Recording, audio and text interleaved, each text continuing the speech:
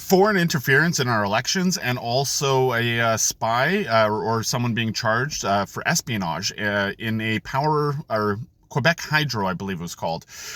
So these are the things that are happening right now. And so the question is, what are we going to do about this? Because Justin Trudeau is being asked questions like, hey, there are 11 people, both conservatives and liberals, that were paid by Beijing, and that is an interference in elections. Whether they are in parliament or not, they still got paid by Beijing. So the question is, what is he doing about that? Now, there is one thing that is being worked on, and nothing's really happened since March of this year, and I posted that full video.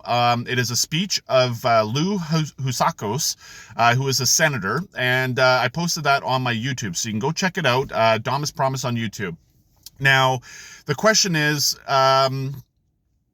what are we doing about this, and what can be done? So what this bill, it's S237, you can go take a look at it yourself. I haven't watched the whole speech yet, but I'm going to.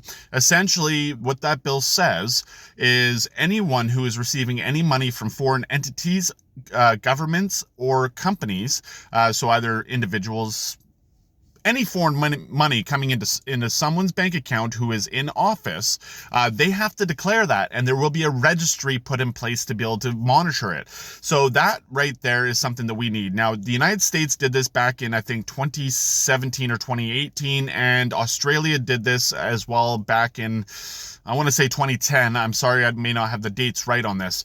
But long story short, so if someone's receiving money from another government, they will then need to declare that they're getting money from another government or entity or person or whatever. For whatever reason it is, they have to declare it. Otherwise, I do believe there's some jail time.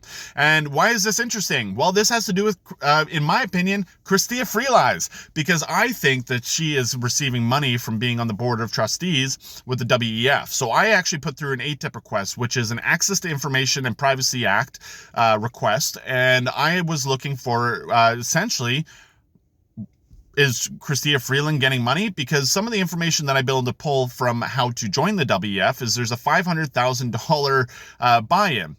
Now, I don't know if that's for just being a member or if that has to do with being on the board of trustees. So let's talk about, for example, a lawyer, right? If a lawyer wants to be partner in the business, there is a buy-in to be a partner in the business, right? Because when you're a partner in the business, you also partially own the business, right? Or own the firm. So what you have to do is you have to buy in, let's just say $500,000 to be a partner, right? If you don't have that money, you can't buy in. Now, you put that money in, but you also get money back because you pull a wage as well, or a salary. So as per the board of trustees, I'm sure Chrystia Freeland is pulling money from them, but the question is how much and whether or not she actually is. So that ATIP request is, I think the due date for that is December 2nd, if I get that information back. Now, what I mean by that is that I put an ATIP request to the Privy Council office back in May, and I'm still waiting for that one to come back.